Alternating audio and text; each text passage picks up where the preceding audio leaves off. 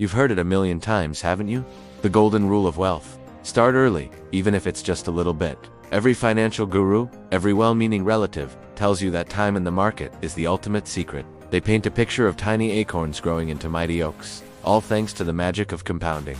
And while the principle of compounding itself is undeniably powerful, what if I told you that this widely accepted advice is actually a dangerous oversimplification? What if blindly following the start small mantra is, for most people, a one-way ticket to financial mediocrity, a comfortable delusion that keeps you on a treadmill instead of a launching pad? For the parents diligently saving pocket change while debt suffocates them? For the young professionals religiously setting aside tiny amounts while the cost of living skyrockets? For the established individuals who feel their savings are never truly making a dent? And for the ambitious entrepreneurs whose personal finances lag behind their business vision? This message is for you. We're going to expose the number one lie about compounding, the unspoken truth that starting small, while seemingly responsible, often lacks the critical ingredient to truly transform your financial future.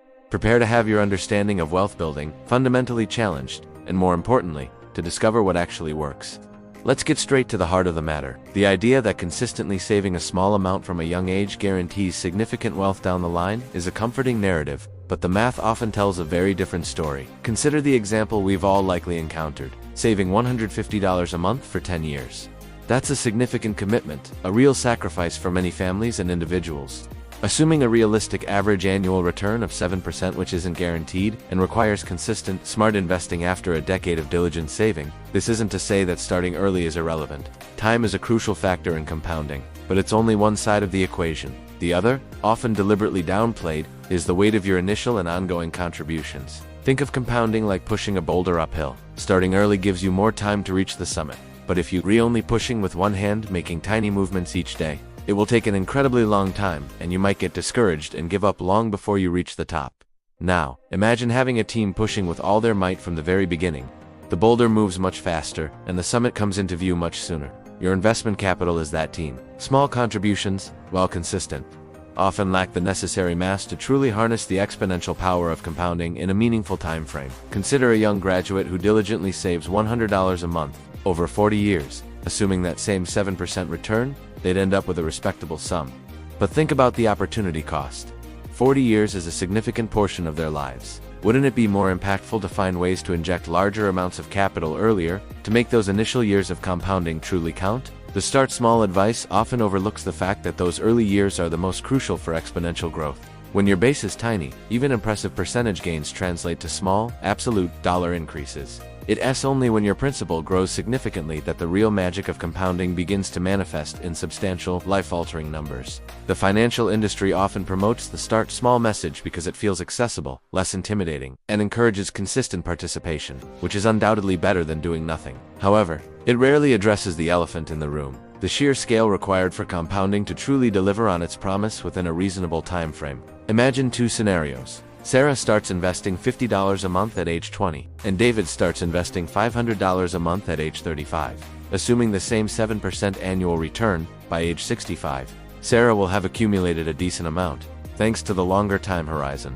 But David, despite starting 15 years later, having the discipline to contribute significantly more each month, will likely end up with a considerably larger nest egg. The weight of his consistent, larger contributions far outweighs Sarah's early start with smaller amounts.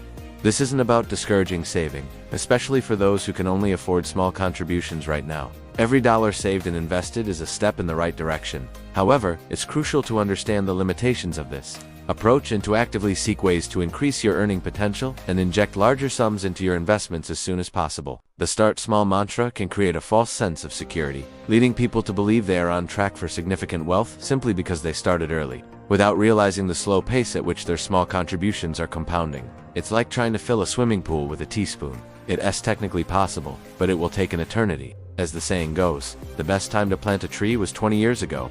The second best time is now. This holds true for investing, but alongside the urgency of starting, we must also recognize the power of planting a sapling rather than just a seed. A larger initial investment provides a much stronger foundation for compounding to work its wonders. Think of it like a rocket launch. The initial thrust requires the most energy, the most fuel, to break free from gravity.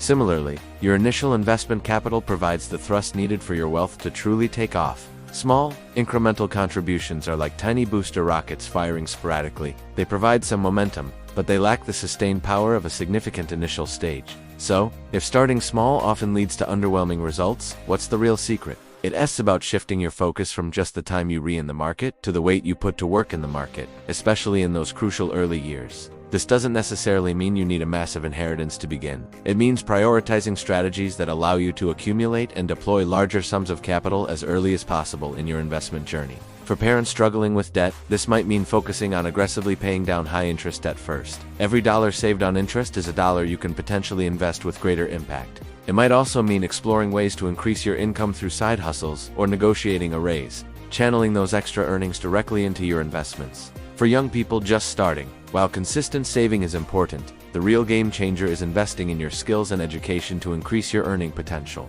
That higher income allows you to contribute significantly more to your investments, making those early years of compounding far more potent. Independent professionals, who often have higher earning potential, need to be strategic about allocating a significant portion of their income towards investments early in their careers, rather than falling into the trap of lifestyle inflation. Think of your peak earning years as your prime opportunity to fuel your compounding engine with substantial capital. For entrepreneurs, while reinvesting in your business is crucial, it's also vital to establish a separate, robust investment portfolio that benefits from the power of compounding. Windfalls from successful ventures should be strategically allocated to accelerate your personal wealth building. As the influential investor Sir John Templeton wisely stated, the only way to produce something great is to bring all of your life and all of your energy to it. This principle applies directly to building wealth.